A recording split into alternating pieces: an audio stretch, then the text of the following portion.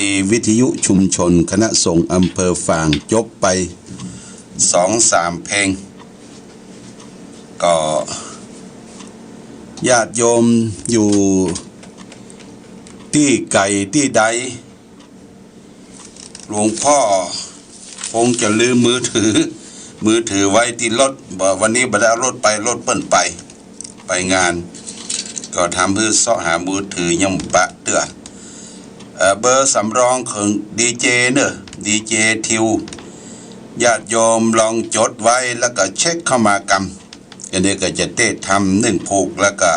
จะทำน้ำมนต์นะญาติโยมจดเนอะ094-615-6953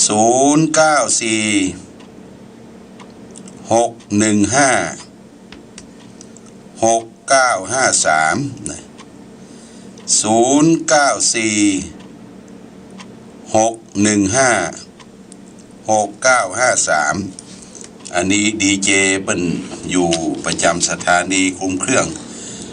เอาเบอร์เปิ้นสำรองญาติโยมลองโทรมาได้094-615-6953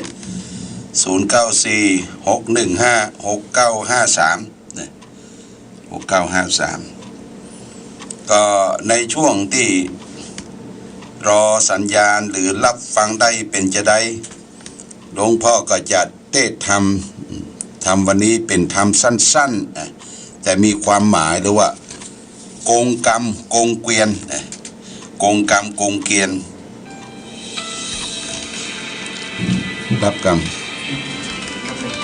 โกงกรรมโกงเกวียน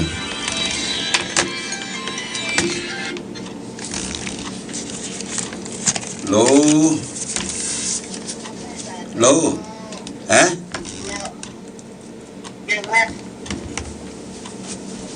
อ๋อเวียงหนองลองรับได้เนาะเจ้ารับได้เจ้าดีละก็คงจะรับได้หลายสถานีฮะเจ้าชัดเจนนี่เนอะโมทนาสาธุจะเทศธรรมก็เด้อเทศธรรมแล้วก็ทำน้ำมนต์เตรียมกันเด้อเตรียมน้ำมนต์เตรียมไหว้วันนี้เรียบร้อยแล้วเดี๋ยวเอาละแหมสายหนึ่งเจ้ากลับไปจ้าเจ้าเจริญพร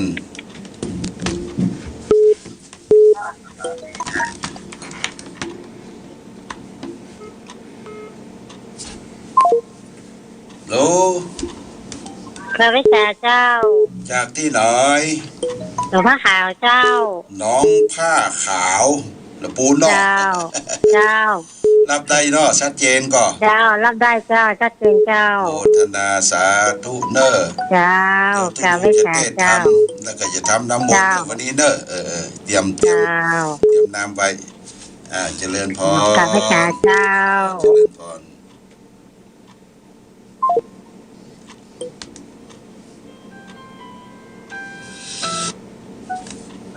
เจริญพร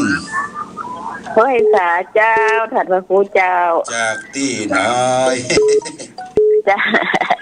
จากแม่สลัดเจซ่อนเจ้าโอ้เจซ่อนชัดเจนนะแม่เนาะพุ่นเนาะเจ้าวันนี้แก้มน้ำมนต์แก้มน้ำในแล้วเจ้าเก็บไว้เด้อเดี๋ยวจะเตะทำผูกน้อยผูกมันยาวแล้วก็ทำน้ำมนต์เด้อเจ้าละแจซ้อนก็ครับได้อนุโมทนาสาธุนะแม่เด้อเจ้าสาธุเจ้าเจริญพร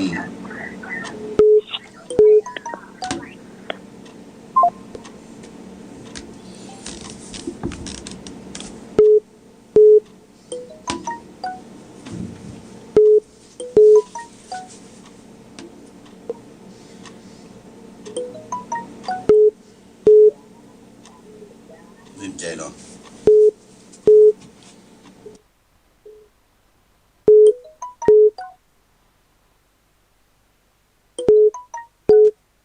สาระกู้ครับประสางไปเนอะเจดีย์3 ยอดห้วยประสางที่ไหนอำเภอประสางไปนะอำเภอประสางรับได้นะพ่อเนาะ จับได้เนี่ยท่านเนอโอ้โมทนาสาธุตลอดเลยโมทนาเด้อจะเทศธรรมเด้อเทศธรรมก็รับน้ำมนต์เด้อ ขอขอบคุณเจดีย์3 ยอดเจริญพรเจริญพร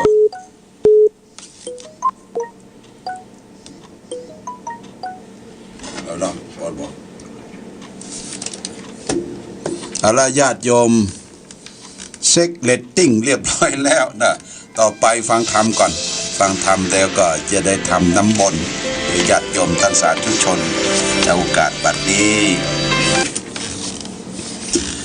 นะโมตัสสะภะคะวันโตอะระหันโตสัมมาสัมพุทธัสสะกัมมุนาวัตติโลโกกัลยาณกะเรกัลยาณังปาปะกะเรจะปาปะกันติสาทโวโดราสะปุริสะตั้งหลายตั้งยิ่งใจมวลหมู่อันนั่งตาอยู่ฟังธรรมจงได้จำติดต่ออย่าให้ขาดข้อบทใดเราจะใครกล่าวจี้ให้รู้แจ้งที่ขี้ญาถึงคนที่เกิดมาในโลกว่ามีสุขทุกข์โศกสุนกันย่อมแผลพันความเงียงบ่มันเที่ยงไปมาพ้องก็มาเป็นตุกเคียงข้าจ่องหอยพ้องถูกทุกชื่นจ้อยคืนวันดังพระธรงธรรมโตยกโยเตสนาโพธสัตตาว่ามโนสาโลกไตเกิดมาใจ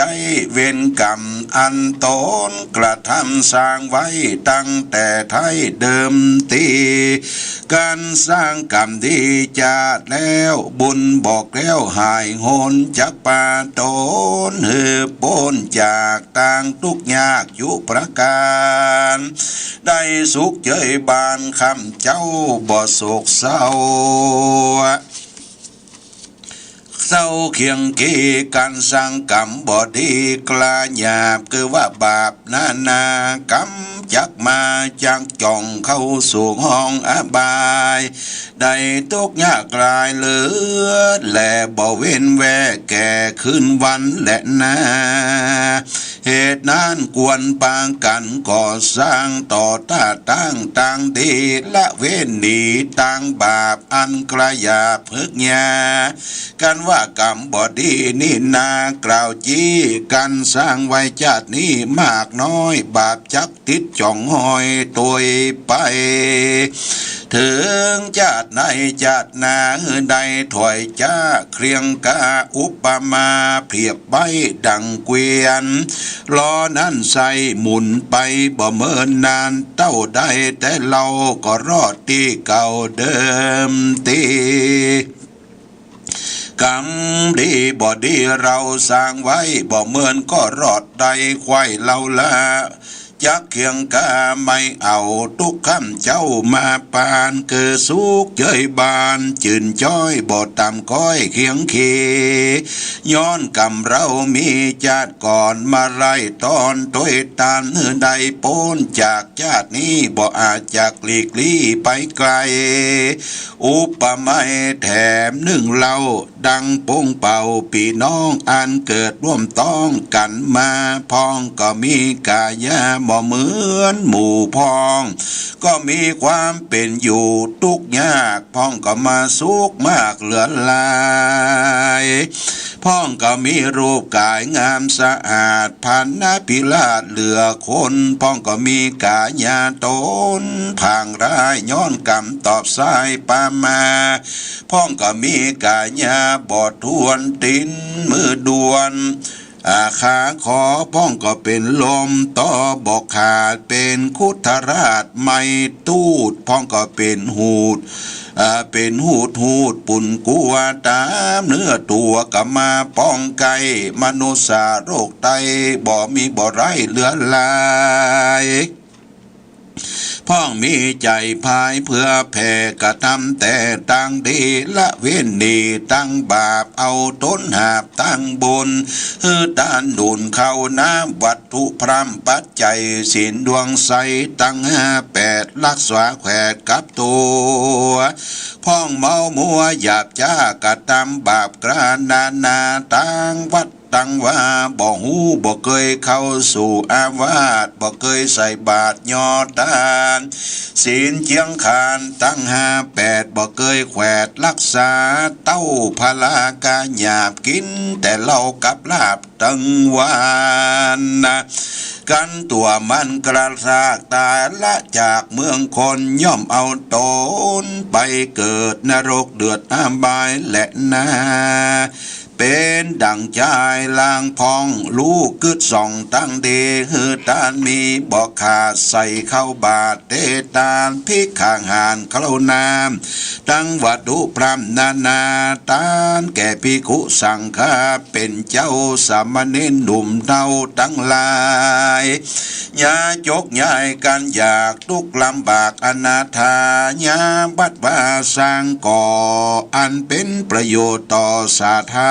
รก็มีใจบ้านบริจาคน้อยหรือมากตามศรัทธาตามที่หิหามาใดบ่เดือดไม่ตัวตนบุญกุศลพระเสริฐจักปาเกิดเกิดสวัสดียามว่าตายหนีมวยม้างจากโลกกว้างเมืองคนย่อมเอาตนไปเกิดจันฟ้าเลือดเมืองสวรรค์และมนุษย์อันว่าคนเรานามวลหมู่อันข้างอยู่สงสารมีประมาณหลายและนับบ่แพ้แต่สังขยามีกรรมมาตกแต่มตามเข้าแห่งไผ่มันพองหันหน้ากันเมื่อเจ้ากามตัวเก่าสร้างไว้มาเลยไล่ราวีก็ตายเป็นผีหมูกมูพองหันหน้าอยู่ยามแรงกามตัวแข็งมารอดว่าตายมุ้ยมอดบำใบคนยิ่งใจล่างพองขี่รถขึ้นล่องไปมาบ่พิจารณาที่จันกึดสอดด้านเยาไก่ว่าตนขี่ไว้ยิ่งล้ำกันบอกความก็บำบายก็โจนกันตายมูบมูพ้องก็จะอวดอู้ว่าตัวดีดื่มสุรามีน้ำเหล้าเมาแต่เราลืมตัวจะว่าบอกกลัวสังสักสั่งจะอวดอ้างนาไปลุ่นมาได้ไม่มาเป็นพยาธิและตับแข็งกำตัวแรงมารอดตายมวยมอดบำบายคนยิ่งใจโลกไตไผ่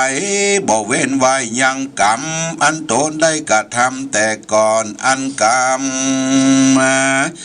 สั้นนั่นดอนสอนตัวหาย่อมเครื่องกาตามกอยตุกจ่องห้อยเครื่องกีดังพระมุนีกล่าวไว้ว่าสัตว์โลกไตอนิจจังบ่จีรังมันเตียงรู้ความเงียงเป็นไม้รู้เวียนตายเวียนเกิดเอากำเนิดป้ามามีจะราแก่เท่าเป็นตุกเล่าบ่ขาดเป็นพญาติเหลือร้ายย่อมจักตายบ่ไวบ่ว่าคนทุกข์ยากไรเคียงกีเป็นเศรษฐีป่อกามีจางมาเงินคามนะมีสมบัตินำบ่ไรคนเงาใบปีกตันคนพญาปันแจงส่องคนขึ้นล่องกองกาดมียศอาจนำนาเป็นพญาภาพเมืองโยธาเรืององอาจอยู่ปราสาทพังกาสัพเพสัตตาอันว่าสัตว์นาน้อยใหญ่ทับเพียงไข่ลุ่มฟ้าคือกรรมกามารอดก็มวยมอดมรณะยอมไกลกล้ามวยม้างบ่เหลือข้างคนใดกันว่าตายไปแล้วใส่ก็ละเขาของไว้เมืองคนลูกหลานตนหนุ่มเท่าได้เป็นเจ้าแทนไปบ่มีภัยกล่าวน้อยว่าคนใหญ่น้อยยิ่งใจกันว่าตายมวยม้างจากโลกกว้างเป็นผีสมบัติมีน้อยมากได้จากลากโดยไปดังพระจอม ไต่ตนยศใหญ่ได้ผายโบสถ์เทศนาบอกว่าคนใกล้กลาพลากหน้าจากโลกลาเมืองคนเข้าเจาะเข้าของตนนั่นใสคือหากมาได้บุญและบาปอันจักใดหาบตัวไปบาปบุญใดไผ่สร้างบ่ห่างร่างเสียตนจักติดตัวไปสู่โหนกูจาดบ่ได้ขาดแต่ดีเลกันกะตำดีก็จักได้เป็นสุขพ้นจากทุกยุประการการสร้างสมปราณกาญาจักมีบาปมาต่อจนหือทุกจนไม่มาดบ่เว้นขาดขึ้นวันและนาแถมในยะหนึ่งนาพระพุทธเจ้าตนเป็นเกล้าที่โลกาได้เทศนาภายโพดถือเป็นประโยชน์แก่ยิ่งใจว่าไข่สุขสมหือปางกันปฏิบัติตามดังก้องงามอันนี้พระได้กล่าวจี้เป็นคาถาว่าอาเสวนาจะพารานังดังนี้พระเก่าจี้เป็นหมายว่าคนยิ่งใจมวลหมู่อย่าคบหมู่อย่าคบสู่คนพาลมีสันดานหยาบจ้าบ่มีศีลห้ารักษาเป็นคนปาราถอยไล่ใจบะใบกาลีจักป่าไปที่บ่ดีชิบหายคืออบายมุกตั้งสี่นั่นแหละนะปินติปาตันนันจะปันติตานันจะเสวนาสุขจงได้คบหานักปราชญ์หาโอกาสไปสู่ยังมวลหมู่เมธีขอต้านใดจี้สอนกล่าวให้รู้ข่าวก้องดีว่าปราชญ์เมธีต้านบอกกลิ่นหอมออกไปไกลมีจิตใจเพื่อแผ่สร้างไว้แต่ตั้งดีละเว้นหนีจากตั้งบาปอันกล้าหยาบนานาคือมีวาจากายใจจักกะทำใดก็ดีสติมีก่อนหน้าปัญญากว่าตัวไปมีใจใสผ่องแผ้วเป็นดังแก้วดวงงามปฏิบัติตามก้องดีมีศีลห้ามีรักษาอันว่าศีลห้านี่นะเป็นเก้าไผ่ปฏิบัติเจ้าและคำก็จักล่วงล้ำไผ่มาหุงพระโนพระโรเป็นดังคนพรานบาปใบใจถอยไรบอดดีกินเหม็นมีตัวห้องพับเขตต้องตั้งเมืองมีใจเครื่องโคดกล้าศีล85บัลลักษากันไผ่และนาคบคิดเอาเป็นมิตรสังหาก็จะกลายเป็นคนพลานมีสันดานหยาบจ้าจักอ่อยหน้าเข้าสู่อาบายเป็นตกลายเลือแหล่บ่เว้นแวะคืนวันและนาตัสมาเหตุนั้นไซคนน้อยใหญ่ยิ่งใจไผ่ไข่พันพลายถึงโศกโปนจากทุกนานาจุงวางลาละไว้ต่างถอยไรบอดดีจุงเว้นนี้หือไกลรักษาสินใสสะอาดคือปานาติบาตคอเก้าอย่ามีใจบาปเศร้าปาราข้าสัตว์นานาน้อยใหญ่มีใจไฟคุณนามีเมตตาพายโพดบ่คิวโคดทารุณมีใจมุนไฟห้อยหันสัตว์ใหญ่หน่อยเคียงคีปล่อยมันหนีพ้นจากต่างทุกดังยากเคียงกาอาหารหายกยืนโดยใจชื่นยินดี กันไผ่มีธรรมข้อนี้พระกล่าวจี้เป็นหมายว่าจักมีอายุยืนหลายเตียงเต้าบ่รู้แก่เท่าจาราปยาตินานาน้อยใหญ่บ่มากไว้เบียดเบียนเควกันตายจากนี่จากเมืองคนก็เอาตนไปเกิดในจานฟ้ากำเนิดที่ดีศีล52ศีลข้อ2นี่นะกอกไว้คือคนโลกใต้โลกาคืออตินาตานาอย่าฮือปาลาลักของทะลีปองรักเอาบ่ใจของเรามาใจตั้งเงินคำบาทไตสวยแหวน รั้วเขตแดนอะไรและของกินใจไฟกะตำจักเป็นบาปกรรมร้ายหลากกันตายจากเมืองคนก็เอาตนไปเกิดในกำเนิดอเวจีเป็นทุกข์ขีลำบากคอสามหาขอดไว้ฮือคนน้อยใหญ่ใจยิ่งฮือคนิ่งใจพลานคือว่ากาเมสุมิชาจารด้านบอกไผปฏิบัตินอกคอนี่พระกล่าวจี้ปั่นหมายว่าคนยิ่งใจมวลหมู่ไปคบยู่สู่เขาโตดเบาเหลือลายตั้งดังหินทรายในน้ำนักยิ่งลำแผ่นดินใจบ่ยินเหิดสู้ไปคบยู่มายาการรู้มาดังอันก็พิษกันหันนักลายเป็นผัวเมียวายแตกกล้าเป็นเพศเป็นกล้าบอกกวนอ่อยนานเล่นจู้เพราะมีโทษกู้ยิงใจบอกกวนหมายเข้าไก่กันไผ่ได้เวนไว้ข้อนี้บ่สับปะรีเล่นจู้ไปสมสู่ผัวเมียภัยเวนดีไก่แสนโยดบุญจักโพดช่วยกำฮือล่วงล้ำภัยมานจักเจยบานคำเจ้าตลอดต่อเต้าญาว่าจีวังและนาข้อที่สี่มุสาวาตาคือบ่มุสาจุหลอกกันออกกันใดก็เป็นไปตามความซื่อบ่เอาแป้งใส่บ่นี่ไก่เสียกลองทำจาก้าอันคำดำต่อยไตอย่าเอามาใจกับตัวจักมองมัวมาดไม่บอกเก็บกำไตไปลือเถือบอกเก็บเอากำเหนือไปก่อฮือตานล้อได้พิษกันจ้าอูจานั้นเหมือดไม่จักเป็นบาปใบกาลีกันว่าตายหนีเจียนจาก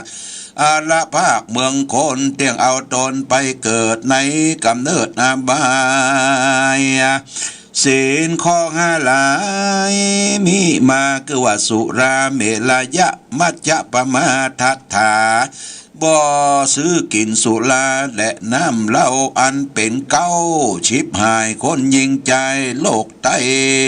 กันว่าไผเว้นขาดบ่ฮือเล่าหยาดตกลงคอบ่รู้นายปออิ่มกายปฏิบัติหมายเมียดไว้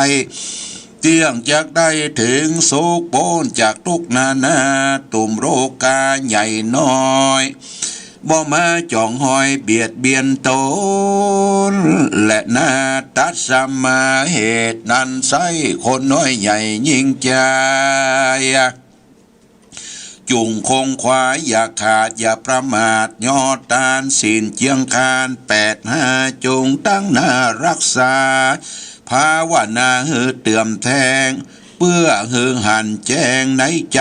สร้างกรรมที่ไว้เตอะจะใจเพื่อจักได้อยู่สุขสวัสดีการลานีพลากนาจากโลกลาเมืองคนก็จะได้เอาตนไปเกิดยันฟ้าเลิดเมืองสวรรค์ได้สุขคืนวันคำเจ้าขอสัตหนุ่มเท่ายิ่งใจอันอยู่ยายมวลหมู่ตั้งใจอยู่ฟังธรรมเป็นตั้งดำไม่มาดโป้นจากตั้งดำไม่มาดเคราะห์อุบาทอย่ามาใกล้เจ็บป่วยไข้อย่ามาปราณอยู่เจยบ้านจื่นจ้อยจุใหญ่น้อยใจยิ่งแดดเตอนิธิตังขีญาสังวรณาวิเศษจาห้องเหตุกงกรรมกงเกวียนก็เต้าอีเต้านี้ก็บังโกมสมเร็จเสด็จญาติโยมอันนี้เป็นธรรมก้อมกงกรรมกงเกวียนทำอันใดก็ย่อมได้อันนั้นญาติโยมนี่คำว่าทำอันใดนั่นคือกรรมที่เราได้สร้างสมได้กระทำมากรรมไม่ใช่ทำในเฉพาะชาตินี้ชาติก่อนเขาก็ได้สร้างกรรมทำกรรมไว้ถ้าทำกรรมดีเขาก็ได้ไปสู่สุคติภพที่ดีในชาตินี้ก็ได้มาพบพระพุทธศาสนา ได้มาไหว้มาสักการะบูชาพระพุทธพระธรรมประสงค์ได้พบคนดีสามีภรรยามีลูกก็เป็นลูกที่ดีเพราะได้ทำกรรมดีในชาติปางก่อนถ้าชาติปางก่อนล่วงแล้วอดีตชาติได้ทำกรรมอันฮึกหยาบบ่ได้รักษาศีลกินทานได้ฆ่าสัตว์ผิดศีลห้าเป็นอาจินและประจำญาตินี้มันก็ต้องเต็มที่ญาติโยมนะเสาะอาหากินเสาะว่าหากินอะไรยังก็อึบกว่าตันไปหมดบ่ลงบ่ปงบ่ใส เพราะว่ากรรมนั้นมาเต้ามาตันเพราะฉะนั้นเรารู้ว่ากรรมการกระทำของเรามารอดมาถึงตึงโยงยอมรับก้มหน้ารับกรรมนั้นไปแต่เมื่อรู้ว่ากรรมที่มาเหน่งมาหนีบมาตีบมาตันเฮาเป็นกรรมบดีบางทีมันก็มีเรื่องมีราวอย่างเกิดขึ้นมีเจ็บไข้ได้ป่วยมีอย่างเนี่ยญาติโยมเขาก็มาสร้างกรรมใหม่ละเนาะสร้างกรรมใหม่สร้างแต่กุศลกรรมสร้างแต่คุณงามความดีทานรักษาศีลปั่มเป่งเจริญภาวนาไปทานศีลภาวนานี่จะเป็นปัจจัยที่จะนำมาให้เกิดความสุขในชาตินี้เมื่อความสุขเขาได้ทำกรรมดีในว่าชาตินี้ญาติโยมชาติหน้าพบหน้าก็บ่ต้องกลัวละนะเพราะว่ากรรมดีเนี่ยเป็นปัจจัยให้ผลดีต่อชาติหน้าพบหน้าเมื่อเขาได้ทำกรรมดีในปัจจุบันสิ่งดีๆก็จะเข้ามาสู่ตัวเขาละนะว่าเปิดหนทางให้ความดีเข้ามาสู่ตัวเขาเปิดใจสร้างความดีก็จะมาสู่ตัวเราเปิดกายเปิดใจเนี่ยพยายามสะสมสร้างตนสร้างตัวด้วยคุณงามความดีเกิดมาทั้งทีพยายามทำดีให้มันได้จะตายทั้งทีคือได้ฝากเดียวไว้ทำดีไว้ให้ลูกทำถูกไว้ให้หลานทำความชื่นบานไว้กับประเทศชาติบ้านเมืองเนี่ยญาติโยมได้จึงขออนุโมทนากับพ่อแม่ศรัทธาพ่ออุ้ยแม่อุ้ยที่ได้สร้างแต่กุศลกรรมได้สร้างลูกสร้างหลานสร้างรักปักฐานที่เราเกิดมาเนี่ยมันมีอยู่3 ลักญาติโยม3 ลักใหญ่เนี่ยสำคัญ1 ลักอย่างที่สำคัญคือลักแหล่งแต่ก่อนนี่เฮาบ่มีลักบ่มีแหล่งนี่เฮาก็เสาะหาสรรหาอย่างวัวควายเฮาเลี้ยงไว้แต่ก่อนบ่มีลักมีแหล่งปล่อยไปตามอำเภอใจในญาติโยมมันก็หากินไปเลยไปเข้าสวนพ่องไปกินพักกินไม้กินข้าวกินก้าของเปิ้นเพราะลักมันมีแหล่งเป็นที่อยู่ที่พักพาอาศัยแต่ก่อนเนี่ยญาติโยมทุกข์ยากอยากกันพี่น้องตั้งจังใหม่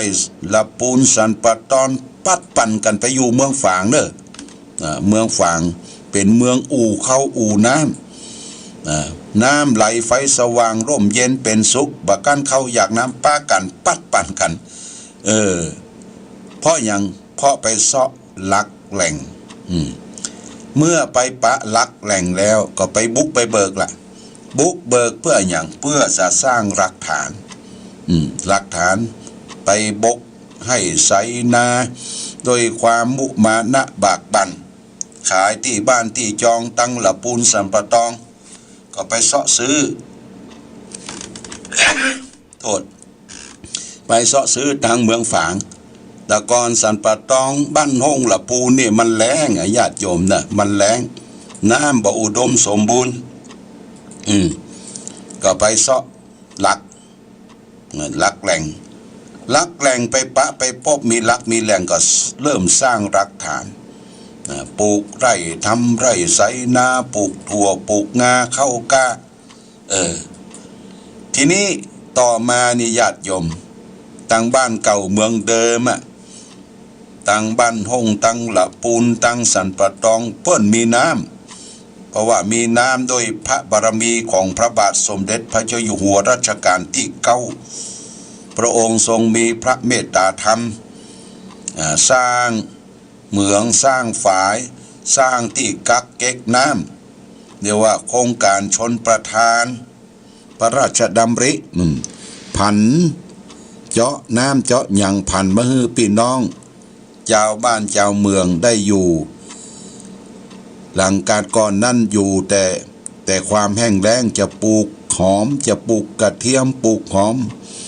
มจีนหอมบัวหอมแดงก็เป็นที่ลำบากต้องเจาะเซาะน้ำใต้ดินมาลดมันก็บ่งามเท่าที่ควรบ่เหมือนน้ำธรรมชาติบัดนี้น้ำธรรมชาติเปิ้นมีเน้อตั้งละปูนสันปะตองเน้อเปิ้นมีโครงการชนประทานส่งน้ำลักฐานที่ไปเซาะตังเมืองฝางว่าโอ้ปิกดีกว่า ปิกดีกว่ากับปิกไปบ้านเก่าเมืองเดิมไปสร้างลักปักฐานให้ใหม่โอ้น้ำไหลไฟสะด่างมีงานทำมีการเกษตรการเพาะปลูกเมื่อรักฐานดีต่อไปลักสำคัญของคนเฮาก็คือลักธรรมเนี่ยญาติโยมนะพอมีกินมีอยู่ดำเนินชีวิตบ่อัตคัดสนบ่เลือดร้อนตัวเองคนอื่นญาติโยมเฮาก็สร้างลูกสร้างหลานสร้างลักฐานเรียบร้อยต่อไปก็ส่งลูกส่งหลานให้ห้ามเรียนศึกษาบ้านปลายชีวิตก็เข้าเปิ้งในทางพระศาสนาสร้างลักธร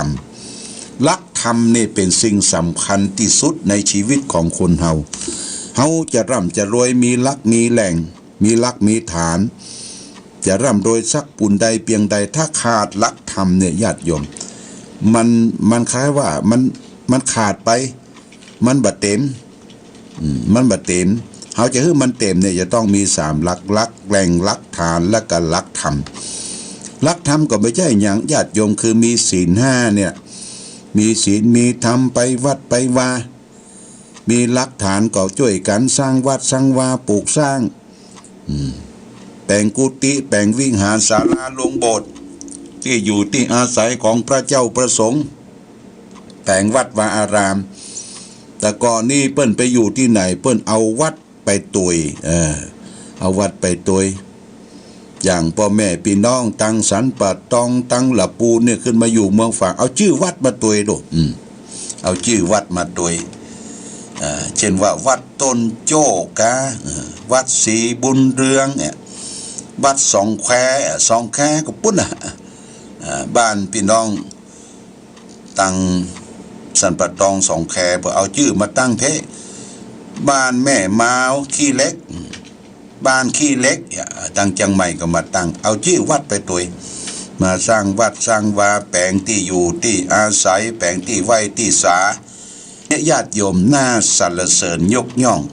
บรรพบุรุษที่เป็นพ่อเป็นแม่ของหมู่เฮาทั้งหลายที่เพิ่นได้สืบสารพุทธศาสนาของเฮาไว้และโดยเฉพาะอย่างยิ่งองค์พระมหากษัตริย์ของชาติไทยเขาเนี่ยเพิ่นได้บุกเบิกพลีชีพต่อสู้กับอริยศัตรูมาจนถึงปัจจุบันนี้ญาติโยมก็เพราะสร้างวีรกรรมความกล้าหาญแก่บ้านเฮาเมืองเฮาพูดถึงพระมหากษัตริย์วันพุธนี้นะญาติโยมเป็นวันพระราชสมภพของพระบาทสมเด็จพระเจ้าอยู่หัวรัชกาลที่9นะพระภูมิพลอดุลยเดชเนี่ยเปิ้นได้กำเนิดเกิดมาเนี่ยเพื่อคนบ้านคนเมืองเพื่อประเทศชาติบ้านเมืองเฮาเปิ้นได้สร้างคุณประโยชน์สร้างโครงการไว้เป็นปันโครงการญาติโยมโดยเฉพาะอย่างยิ่งเรื่องน้ำเนี่ยอาตคัดขัดสนน้ำท่วมน้ำท่าพระองค์ก็ไปปรับบือเก้าที่เก้าตางน้ำแห้งแล้งแห้งขอดก็ไปเซาะแหล่งน้ำแปลงฝายแปลงทำนบกันไว้เป็นเคลื่อนนี่วันพรุ่งนี้เป็นวันพระราชสมภพเป็นวันพ่อแห่งชาติวันที่5พรุ่งนี้นะเป็นวันพ่อแห่งชาติและก็เป็นวันชาติเราและท่านทั้งหลายทั้งการบ้านเมืองเปิ้นก็ได้ประกาศเชิญชวนไปทำบุญใส่บาตรตอนเจ้าไปถวายพระพรตอนค่ำเราและท่านทั้งหลายก็ประดับธงชาติธงศาสนาแล้วก็ทำสัญลักษณ์กราบไหว้สักการะบูชาพระบรมฉายาลักษณ์ของพระองค์หรือพระบรมสารีสลักษณ์กราบไหว้สักการะบูชาให้อยู่ในจิตในใจเฮา พระบาทสมเด็จพระเจ้าอยู่หัวรัชกาลที่9ถึงพระองค์จะสวรรคตจากไปแต่อยู่ในศูนย์รวมใจของพี่น้องประชาชนราษฎรทุกหมู่เราอยู่ตลอดเวลาเพราะฉะนั้นวันพรุ่งนี้เป็นวันสำคัญเด้อญาติโยมเด้อเป็นวันพ่อแห่งชาติและเป็นวันชาติโดยเอาวันที่5เนี่ยเป็นวันสำคัญก็มีโอกาสได้ไปใส่บาตรญาติพจน์ทำบุญสุนทานก็ได้ร่วมกันจัดกันทำร่วมกันไปจึงขออนุโมทนากับญาติโยมท่านสาธุชนมาณโอกาสนี้เอาละวันนี้ก็จะได้ทำน้ำมนต์เด้อญาติโยมนะแปลงน้ำมนต์ได้ยินข่าวว่าไอ้โควิดมันจะมาหามละแต่บ่กลัวเนาะเขาจะแปลงน้ำมนต์ให้ญาติโยมเอาไว้ป้องกันเด้อป้องกันเอาไปพระไปพรมตามบ้านตามจองเอาไว้ดื่มไว้สละสลงน้ำมนต์นี้ก็ว่าน้ำมนต์รัตนสูตรรัตนสูตรนี่เขาก็ได้ช่วยกันสูตรมนต์แก้ไขป้องกันกันมาประเด็นนี้คนตั้งนอกมันเอามาปล่อยบ้านเฮาเนอะมันหนีเข้ามาบ้านมาเมืองเฮาแต่มันมานักหนาป้าป้านเท่าใดเตื้อเขาก็เฝ้าระวังอยู่ทางราชการบ้านเมืองก็เฝ้าระวังพอกอยคัดกรองอย่างดีเพราะฉะนั้นพี่น้องศรัทธาญาติโยมไปไหนก็ต้องระมัดระวังผ้าปิดจมูกเป็นแนตเป็นผ้าอนามัยอย่างก็พกไปตัวเนอะพกไปตัวก็จะทำให้เราอยู่รอดปลอดภัยเอาละหลวงพ่อก็จะได้ทำน้ำมนต์คือเป็นสิริมงคลแก่ศรัทธาญาติโยมแก่สถานที่ที่อยู่ที่อาศัยไปทางใดก็จะได้อยู่รอดปลอดภัยในการดำเนินชีวิตของแต่ละท่านแต่ละคนน้ำมนต์วันนี้ก็รัตนสูตรนะสูตรที่พระพุทธเจ้าได้ชนะหมู่พูดผีปีศาจที่เมืองไผ่สาลีพระองค์ได้ไปพรมพระพุทธมนต์ในครั้งพุทธกาลญาติโยมก็ตั้งใจสดับรับฟังตั้งใจไหวก็โดยได้ก็ได้เนอะไหวโดยก็ได้นะเอาละต่อไปนี้ก็จะได้ทำน้ำมนต์เจิญเทวดาก่อนญาติโยมเจิญเทวดาก่อนปริตูนาเมตังสเมตาภตันตาวิกิตาจิตาปริตังปนันตุสักเกกาเมจารูเปกิลิสิกรตเตจันตริเควิมาเนทิเปลเทยะคะเมตโลนาคาเนอารัมวัตุเมเขเตภูมิธาเตโยจตุโรกาปารราชายามาราชาอินโตเวสุวรรณราชาริยเมตไตโยโพธิสัทธาวกาทโยอริยสาวกาจุพุทธนะกัลยาจะสัมมาทิฏฐิเยวะพุทเทปัสสนาธัมเมปัสสนาสังฆเปัสสนาพุทเทสักรวาธัมเมสักรวาสังฆสักรวาอิโตทานะโตยวะปรัมปราอิมัสสังมิงสุจักวาเรสุเทวตานัง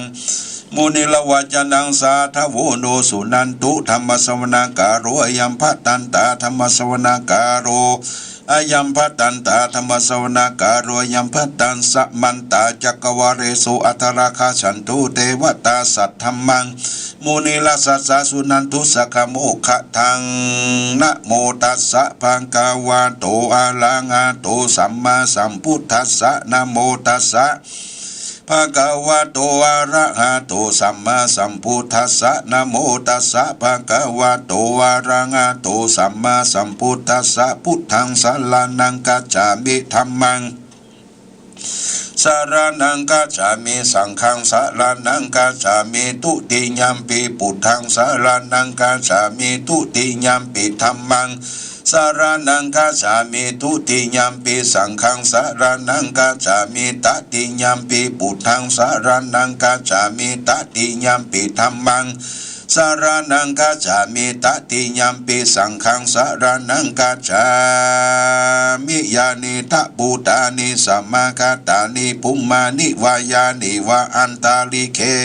สัพเพวะปุตตาสุมาณะปวันตุอาตุปิสักกัจจะสุนันตุปัสสิตันตัสสมาหิปุตตานิสะเมทัสสะเปเมตังกโรตะเ มโนจิยาปัจจายติวาจระโตจหารันติเยปลิงตัสสมาหิเนลักขตาอัปปะมัตตยังกิจีวิตังอิตาวาหุรังวาสเกสุวายังรัตตานังปณิตังนานุสมังอาติตตากตินาอิตัมปิพุทเทรัตนังปานิตังเอเตนะสัจเจนะสุวัติหุนทุขัยยังวิลากังามาตังปานิตังทายาสกาสักกายมุนีสมาหิโตนะเตนะธรรมเมนะสมาธิกินจิอิธัมปิธรรมเมรัตนังปานิตังเอเตนะสัจเจนะสุวัติหุนโตยัมพุทธเสโทปริวันนายิสุจินสมาธิมานันตาลิกัญญามังหุสมาธินาเตนะสมุนาวิจติอิธัมปิธรรมเม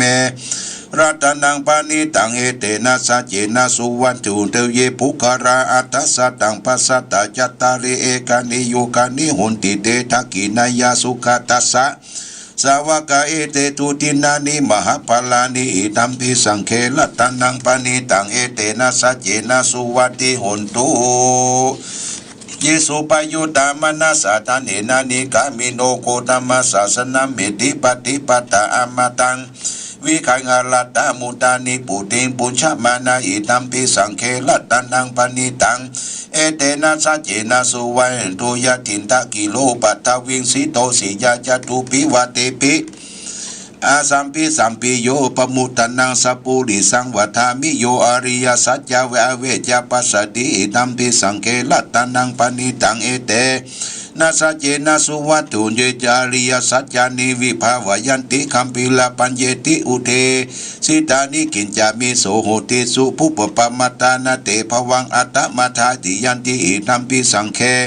รัตนังปานิตังเอเตนะสัจเจนะสุวันตุโอสหวัสสะสัตตสนาสัมปทายาจตุธรรมา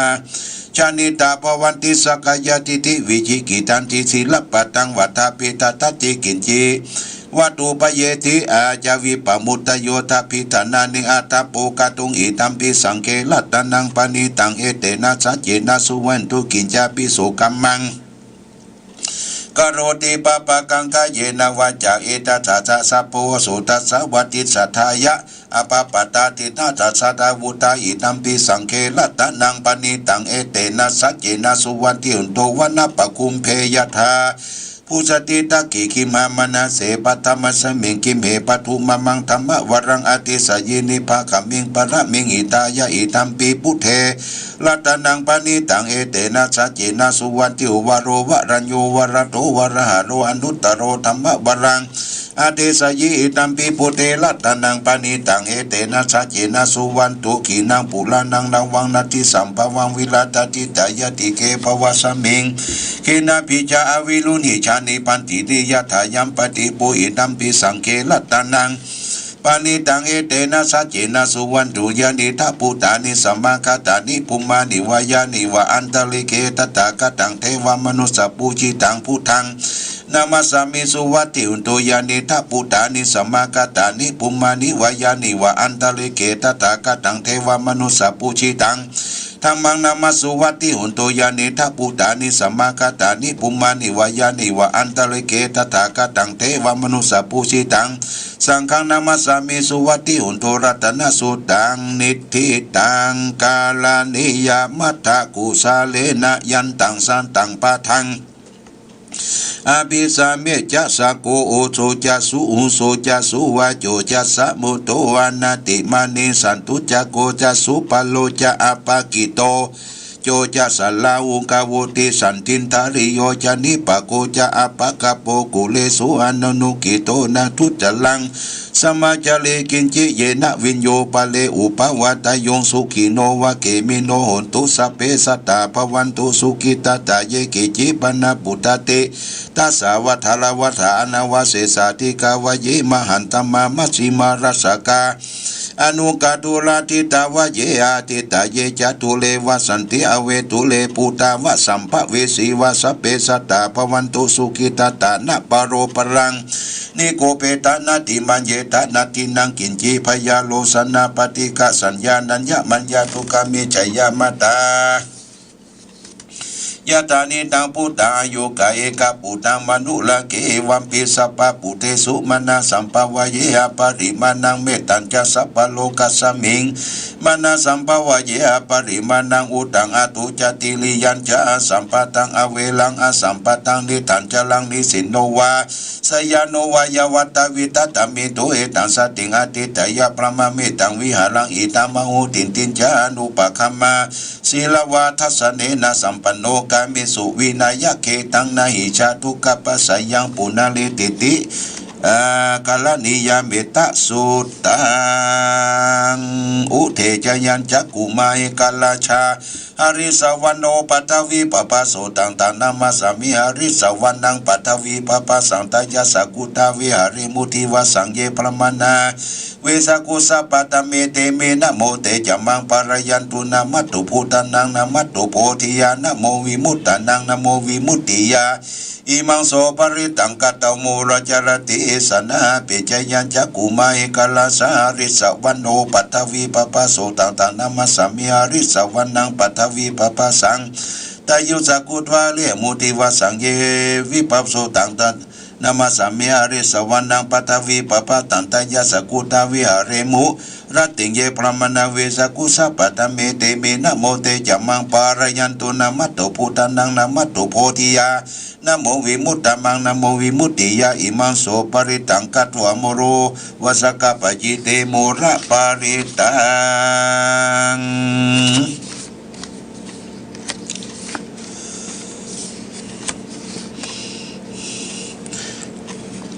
ยะโตหังภาคินิอาลิยาชาดิยาชาโตนาปิชานามามิสัญจิยะปนังชีวิกาวโรเปนะเตนะสัจเจนะสุติเตโหตุโสเตกะปัสสะปุสังโฆสติตังคาโตธัมมานังวิจโยตถาวิริยัมปิติปัสสติปุสังฆาจตถาปเรสมาดุเบกาปุสังฆาสัตเตเตสัพพทัสสินามุนินาสัมมาทักถาภาวิตาภาหุริกตาสังวัตตันติอภิญญายานิพานายาจะโพธิยาเอเตนะสัจจวเจนะสุติเตหุตุสัพพตาเอกสัมมิงสมาเยนะโทโมคารานันจักสสะปังกิลาเนทุกิเตทิวาผู้สังเกสัตตะเทสติเจตตังอภินันทิโลโลกามุจิงสุตังคเนเตนะสัจจวเจนะสุติเตหุตุสัพพตาเอกทาธรรมราชาปิเคลันเยนะปิปิลิโตจุนทัตเตเลนะตัญเยวะพนะเปตัวนาสาตลังสัมโมทิตัวจะอปตาตัมหาวุธาทิฐานะโสเอเตนะสัจจวเจนะสุติเตหุตุสัพพตาปะหินาเตจะอาภาธาตินันนัมปิมเหสินังมคาตากิเลวาปัตตานุปฏิธรรมตังเอเตนะสัจจวเจนะสุติเตหุตุสัพพตายันตุนิมิตังอวมังคลังเจโยจามนาโบสกุณาสัสโตปะปะกะโหทุสุปินากันตังพุทธานุภาวินาวินาสัมเมนตุยันตุนิมิตังอวมังคลังเจโยจามนาโบสกุณาสัสโตปะปะกะโหทุสุปินากันตังธรรมานุภาวินาวินาสัมเมนตุยันตุนิมิตังอวมังคลังเจโยจามนาโปสกุณาสัสโตปะปะกะโหทุสุปินากันตังสังฆานุภาวินาวินาสัมเมนตุมหากรุณิโกนาโตอิตายาสัพพปนินังปุเรตวาปารมีสัพพะโตสัมโพธิมุตตมังเอเตนะสัจจวเจนะสุติเตหุตุสมังคราสยันโตโพธิยามุเลสกยานันติวะคโนเอวังตวังวิจโยโอหิจยสุสยมังกะเลหปราชิตปารังเกสีเสปทวิบุคเลหปิสิเกสัพพะปุถานังอาคาปโตปโมตติสุนักตังสุมังคลังสุปปะตังสุทิตังสุกันโนสุโมโตจะสุยิตังพระมจาริสุปัฏฐกีนังกายกัมมังวาจากัมมังปัฏฐกีนังปัฏฐกีนังมโนกัมมังปณิดิเตปัฏฐกีนานิกัตวนาลตันเตปัฏฐกีเนโสอัตระโสสุขิโตวิรุณโหปัตตสาสเนยโลโกสุขิโตทิสหัสเปยติปิสาอัทรตาสุขิตาวิโลนาพุทธศาสเนยโลกาสุขิตาโหติสหัสเปยติปิเตอัทรตาสุขิตาวิโลนาพุทธศาสเนยโลกาสุขิตาโหติสหัสเปยติปินัตถิเมสรนังอัญญังพุทโธเมสรนังวลังเอเตนะชัจจวะเจนะอุทุเตชัยมังกลังนัตถิเมสรนังอัญญังธัมโมเมสารนังวลังเอเตนะชัจจวะเจนะอุทุเตชัยมังกลังนัตถิเมสรนังอัญญังสังโฆเมสรนังวลังเอเตนะชัจจวะเจนะอุทุเตชัยมังกลังอธิอุณนะจะวิจโย ธัมโมโรเกอนุตตโรสัพพสัตตหิทัตตยัตตังตวงขณะหิเทวเตปริวะเจระจักกันเตอมนุเสหิเปวะเกปยเกนะเสวิเตปุเตอะคัสสมมรณะมุตโตตาเปตัวกรรมจริตังจเรตเสวะอนุภาเวนะหุนตุเทโวสุเกตตาสุทัสสิลังสมัทยะธรรมสุจริตังจเรตเสวะอนุภาเวนะหุนตุเทโวสุเกตตาลิขิตังทิฏฐิตังพุทธังตะละนังวจานังกลุงปริตังเทศนาตุตัวตัสสะยุปวัตตติสักกะตัวพุทธรัตนังสักกะตัวธรรมรัตนัง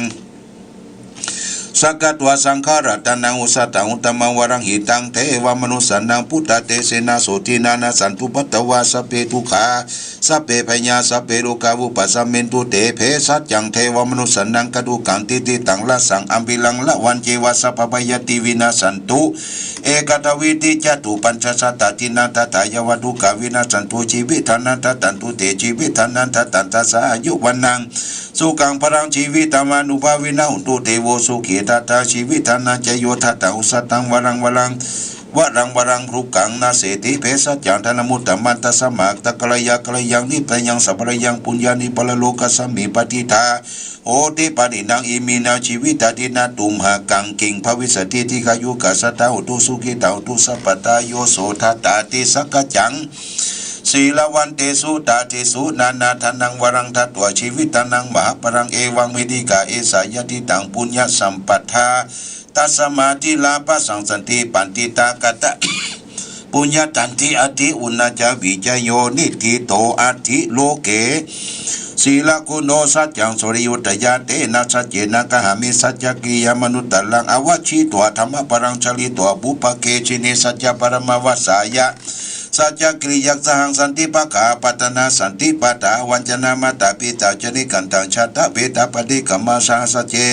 ปเตมหังมหาปัจจาริตุสิกิวัตเสสิโสรติศิลติอุตกังปัตวายถาสิกิสัจเจนะเมสโมอาติเอสาเมสัจจะปรมิติสุโขปุทานังอุปโตสุขาสัทธรรมเทศนาสุขาสังฆาสาสามัคคีสมกันดังตะโปสุโขคติโยเสโทสเนตสมิเยโคตปติ